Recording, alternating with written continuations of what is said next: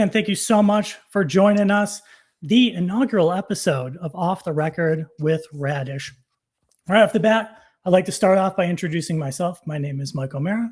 I am Radish's growth strategist. I live in the Asheville, North Carolina area with my wife and 2 dogs. Outside of work, I am a big music lover. I collect a bunch of vinyl records.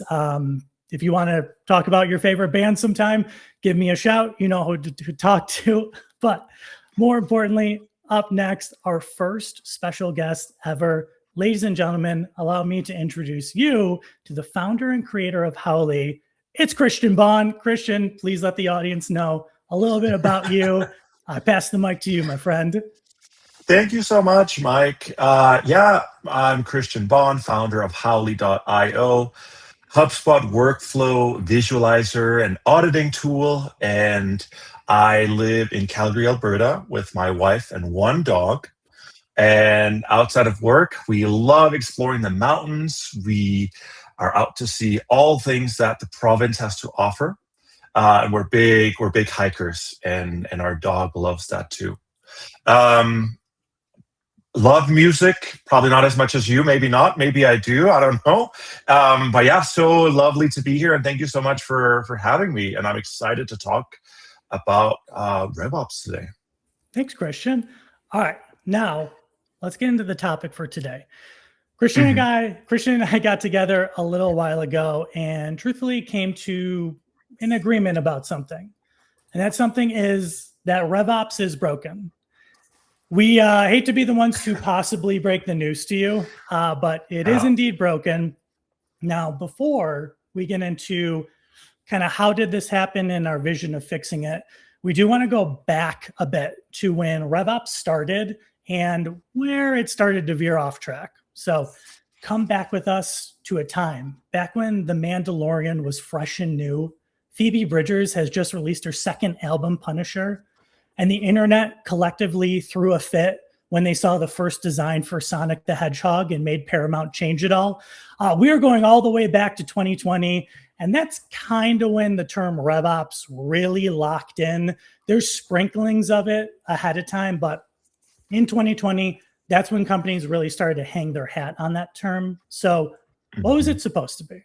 In the early days, RevOps, believe it or not, was supposed to be a unifier. It was an approach to align sales, marketing, and customer success, client success into one strategic engine and provide the company with predictable revenue. Now, instead, in a lot of organizations, RevOps now has become a catch-all dumping ground of sorts. It's treated like a glorified help desk for resetting passwords, fixing broken syncs, and duct taping bad processes together. And I gotta say, when you are spending 80% of your time putting out operational fires from a messy portal, you're not really doing RevOps. You're kind of just doing emergency triage.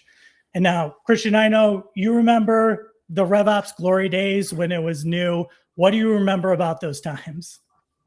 Yeah, I mean, I think RevOps came from, I think a lot of us ended up in RevOps purely by accident, right? Like we have an email marketing background, or we knew our way around HubSpot and Salesforce. And so the good old days of RevOps, it was a lot of learning and opportunity and working cross-functionally with marketing leaders and sales leaders and really bridging that gap of, we go to an event, we need leads to be uploaded, we need to do some follow-up with that, or running, marketing campaigns. Those were the glory days. And I think that as the role naturally evolves, there's a lot more responsibility being associated with RevOps nowadays. Especially, I think RevOps, now we hear about go-to-market engineers, and we hear about being able to triage all of these tools like Clay and HubSpot and Apollo and Salesforce and making something magical happen out of nothing. And a lot of us can do that, and that's the stuff that we love to do. But unfortunately, I think with RevOps being so intricate that it is, a lot of RevOps professionals are missing that visibility, right? There should be a business process to be followed, right? Like, what are the outcomes that we're working towards? And RevOps being broken is, as the world is moving as fast as it is, new tools are coming out, and especially now with AI, it's making it more and more difficult to do your best work.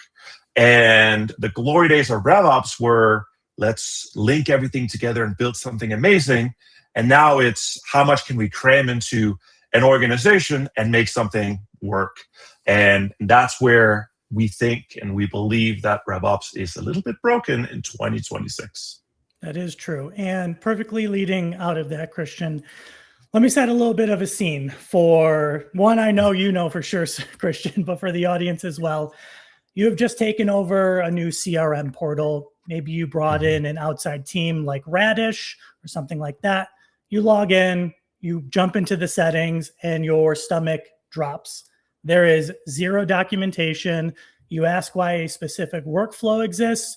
You might get a reaction, something like this: just don't touch it. Stephanie built that 3 years ago. And whenever we move that around, it breaks everything. So outside of that, we want to dive into these issues a little bit more because we think this is where things really started to go off track. So right off the bat is the lack of documentation. There is a reason why we put this at the top of the list, and that is because it's often the core of the issues. It's where everything stems from. Next up, this is definitely in Christian's realm, so I do want to pass the mic over to him. Christian, a little bit about forgotten workflows, if you don't mind. Yeah, of course, right? So, I mean, to your point, right? When you walk into a brand new portal for the very first time, there have been several consultants touching the portal. There's been admins that have done work. Perhaps you've worked with an agency, and the documentation piece is the most critical one, because how do you actively go and make any changes without knowing what's going to be affecting upstream and downstream? And I think workflows is a fantastic example, right? Because if I want to set up a new lead nurture program, so somebody submits a form and they're put into a nurture program, and then they're NQL'd based on their engagement in that program. Well, how do I know without documentation that nothing else is being triggered by this form, that nothing else is being triggered when a lead becomes an NQL? How do I know the handoff process between marketing and sales, right? So there are a lot of intricacies when building and when creating net new programs in any HubSpot portal. But I think the biggest thing is, without having this 30,000 feet view of not necessarily just the automations and the workflows, but how the entire organization functions, it becomes very difficult to build anything net new. And so forgotten workflows is a big one, because we still see, we come into a new portal for the first time and we have an event workflow still running from 2021, still qualifying leads as they're being uploaded.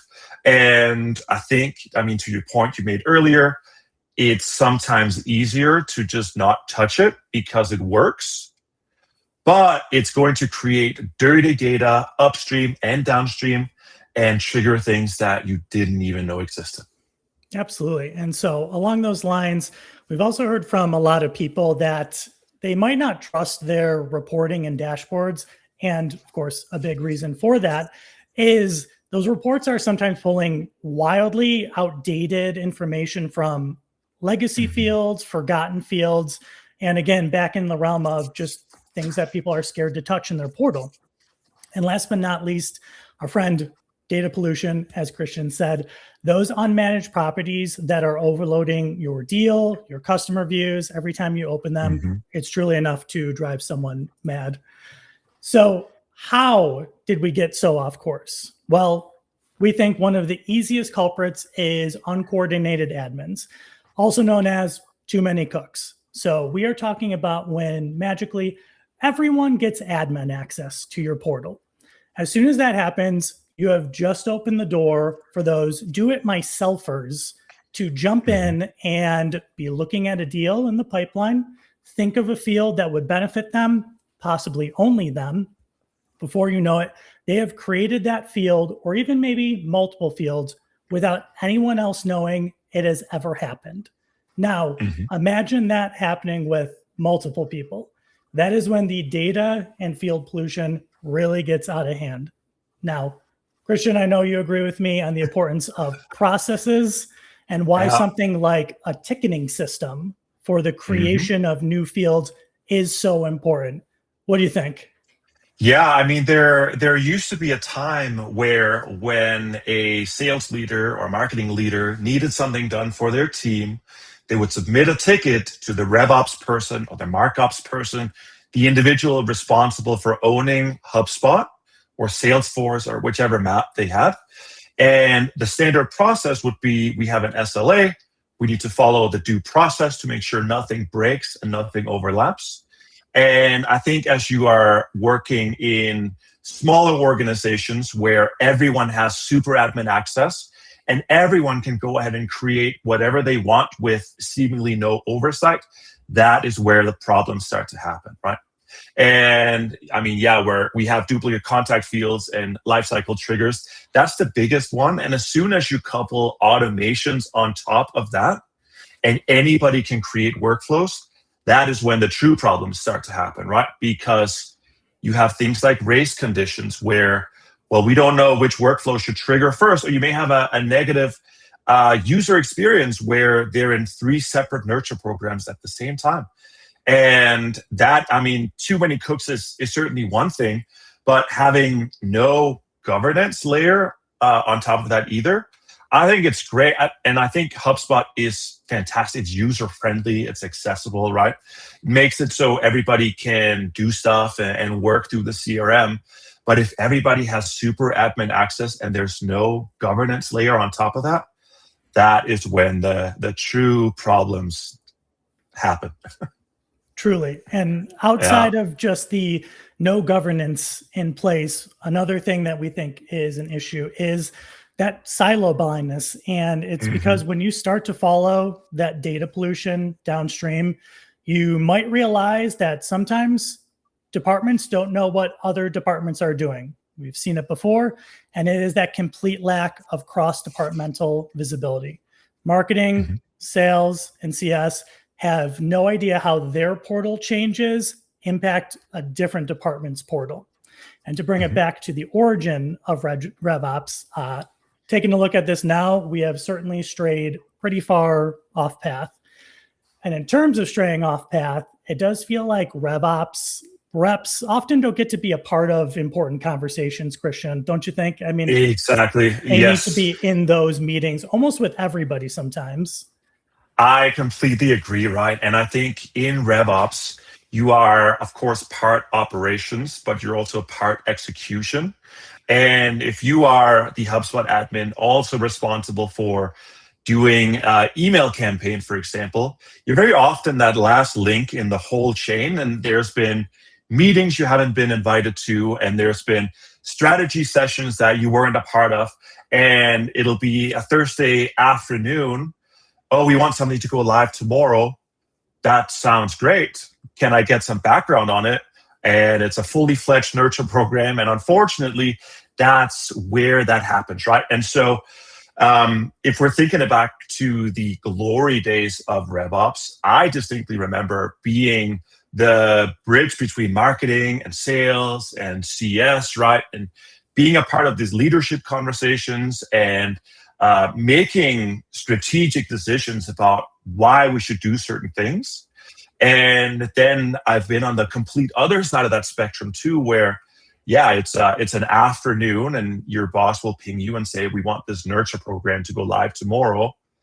And you're like, okay, that sounds good, right? And then you scramble to get something done. And that might not always be the best work that you can deliver. Whereas if you had the process in place, so if you had a standard SLA, you could at the very least make sure that there's no breakage happening, right? That the campaign can be executed on time and built correctly, because there's a lot more that goes into it than just building and executing a campaign. It really sounds like processes have a purpose, doesn't it? But hey, fear not. AI is helping make things worse in our eyes. That is because we have teams that are already struggling to keep their heads above water with messy data, disconnected tools, and before you know it, in walks AI. Everyone's leadership is seeming to be saying right now, we need to integrate AI immediately into our CRM. But what happens when you actually drop AI into an already broken portal? Well, in our eyes, it's like pouring gas on a fire. It is not going to magically start fixing bad processes or anything like that. It actually runs bad processes at hyperspeed. So if your data hygiene is poor, AI could start hallucinating insights based on bad fields, generating automated outreach to wrong contacts, going wild on workflows that pollute your database even faster than a human ever could. And the portal meltdown happening when teams buy shiny AI integrations before fixing the foundational routing and causes, that's when you really start creating debt at scale. Now, one of the root causes that makes AI even worse in this situation is it really doesn't have historical knowledge, right, Christian? That's exactly right. I mean, a robot is a robot, and there's no feelings or emotions or anything historical associated with that. And I know that we've played around with the Breeze AI assistant in HubSpot a lot, right? And while it's quite awesome that you can inject a prompt and you can approve it and it can be built on your behalf, it doesn't take into account anything related to, well, what happens if I actually turn this on? Or what happens if I delete this field? Or what happens if I make any changes here? And so I think the building part is what is exciting, but without the historical knowledge or the data layer or governance on top of that, right? You're building into seemingly nothing. And an example, right, is, we work with clients, and it's awesome that we can tell our clients that they can use Breeze AI for basic things and talk about their CRM and talk about their records. But then when the clients start to go, okay, I'm in charge, I'm a super admin, so I'm going to create a workflow now that reassigns the deal owner once the deal goes to a certain stage. That's great, right? That's really awesome that we can do that now and have that ability, but without knowing whether or not there are other workflow properties or other workflow deals that could also be impacted, that is where the issues lay. Because if we can't see on a map or have that visual documentation of the business process, anybody can build anything now, but that's where I think, and I know we agree on this, that RevOps in 2026 is honestly more important than ever, because you need a specialist on your team who has all of this knowledge, who have these things mapped out, who knows what will happen if something new gets created, to actually go ahead and say, yeah, that sounds good, or no, we should not build that. Truly. And that is exactly where we are leading to. I know that a few slides ago, things were sounding pretty bleak, but just as Christian said, this is where that RevOps agency or dedicated specialist does come into play. AI can't untangle a mess it really didn't understand in the first place. You do need that human strategic intuition. So this is where those deep audits come into play. And when we are taking a look into a portal, we aren't just taking a peek to see minor issues. We are tracing true business logic. The deep audit really uncovers where the handoffs between teams are failing, where workflows are redundant, where bad data might be leaking, things like that. And that RevOps specialist isn't just another admin who's part of your crew right now. They are somebody whose entire focus is your CRM, and they are the architect who is going to be putting your go-to-market engine together. Now, Christian, once again, this is really kind of in your wheelhouse. So when we're talking about deep technical audits, how does something like Howley begin to help people out? Yeah, so with Howley specifically, because the focus is on automations and workflows, some of the things that are surfaced from a Howley audit are, where are the connections between workflows? So if you have things like properties that are you have workflows that are triggered when a lead has a certain property associated with it, or if they enroll into other workflows, or if there's list enrollment there. These are things that HubSpot doesn't show you natively. And so with a tool like Howley, right, you're able to see how all of your workflows and automations all work together and are linked together to look at things like overlap, to look at things like, are these enrolling into workflows that are inactive now, or is there any like duplicate actions that are happening across workflows? And when you are looking at a HubSpot portal that you are auditing for a client, and I mean, we see on average that at least the HubSpot portals that we look at, they have between 200 to 500 workflows sometimes for larger organizations. And to your point you made earlier, right? You have workflows still enrolling from 3 years ago, and there's no like map or documentation in place. And if there were, that's already static once the next thing has been built. So having a tool like Howley that is always on, that is able to read all connections because it syncs directly to HubSpot, becomes almost invaluable, because when you are a RevOps specialist or a consultant, being able to run this through all of your clients without having to create documentation every single time, by having it always live and always on, ready to show clients, that is like specialized tools like this become so invaluable to the RevOps specialist. Really gives you that bird's eye view that sometimes you need in a situation to even begin the untangling of it all. So one more thing in the realm of you need a specialist. With that in mind, after the audit and the mapping and the workflows and the handoffs, we all give that a look. This is when the RevOps specialist is going to provide you, the client, with the exact steps that need to be taken to get your CRM back to that true predictable revenue engine. A large part of that could easily be establishing some rules and guidelines like we talked about before when it comes down to who has admin access. This is going to, of course, cut down on those with the ability to build those custom properties whenever they want, along with creating proper field architecture to not only help you reestablish trust with your dashboards and reporting, but if you did want to eventually add AI or automated tools to your instance, you are now finally standing on the most solid foundation you could at that point. And now, Christian, we talked about this the other day. You kind of have a vision of what RevOps in the near future and beyond is going to look like. Can you share that with the audience? Yeah. So what we hear, the specialists that we see, right? They have gone from RevOps to now AI ops or GTM engineers. And so the RevOps specialist in 2026 and beyond that we're no longer just responsible for owning HubSpot, but now you're responsible for owning Clay and Apollo and these other outbound tools and inbound tools. But the biggest thing is making sure that everything is integrated correctly. So, right, the example is you do some intent-based marketing or signals-based marketing. Well, what happens when somebody raises their hand? Where does that lead go? Does it go back to HubSpot? Are they followed up with correctly? What's the sales process? And so being able to unify, again, all of these tools, I think we're going back to what RevOps truly was meant to be, which is the unifier. And with AI, of course, we can now 100x our productivity and reach out to 10 times as many leads as we did before.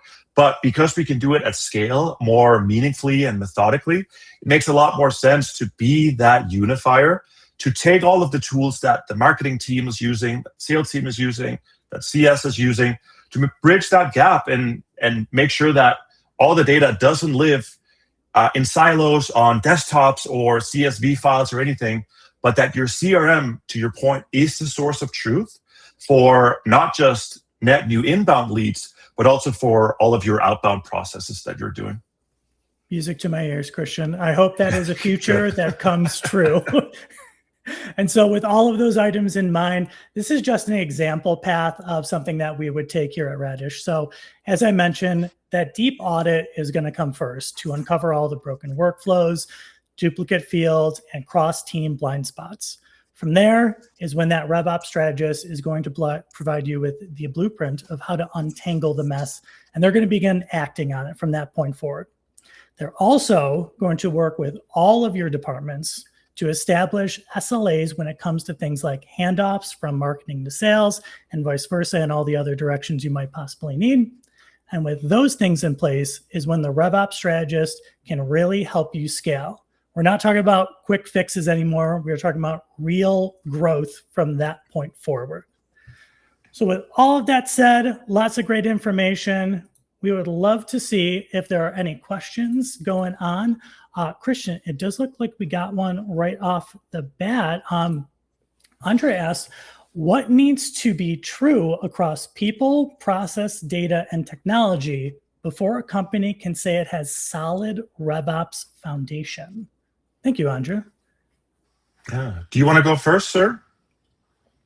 On this one, I am going to say across the people, process, data, and technology, when Christian and I were talking about this, it really is that kind of dedicated time for the RevOps strategist seems so important to me. I do feel like some people have turned into that jack of all trades, master of none, which the more hats you're putting on the RevOps strategist, the further away they are getting from being that person to not only be the unifier themselves, but unify your CRM into that revenue engine. Christian, what do you think? I completely agree. And I think there was an interesting thread on Reddit the other day talking exactly about this, whether or not they should use what they currently had or blow the whole thing up and start over. And I think the consensus was once your portal reaches a certain size and it's messy enough to where your sales leaders and marketing leaders are no longer aligned as to what the source of truth is, that then it's time to blow it up, build the foundations again, get everybody on the same page. And then that way you can build from those foundations and scale up quicker rather than having to rebuild someone else's mess. Absolutely. And we said it multiple times during this too. Processes, there is a reason for it. It might be that somebody doesn't like the change or having to take an additional step. But again, there is a reason behind it. If everybody is just going wild in your CRM with admin access, it's just going to run into tons of problems. Get those processes down, even for what seemingly is simple things like adding a field or something like that. There is a reason behind it. It is going to help you out without a doubt. That, Christian, monstrous thank you so much, man. First guest, first episode. Truly couldn't have had a better time with anybody else. So thank you so much for sharing your knowledge. Great. Absolutely. Your knowledge of RevOps, what you see about the future of it. And for all our audience members, thank you for joining us on the first episode. We will see you on the next one very soon. Keep an eye out. The registration link is coming. Later.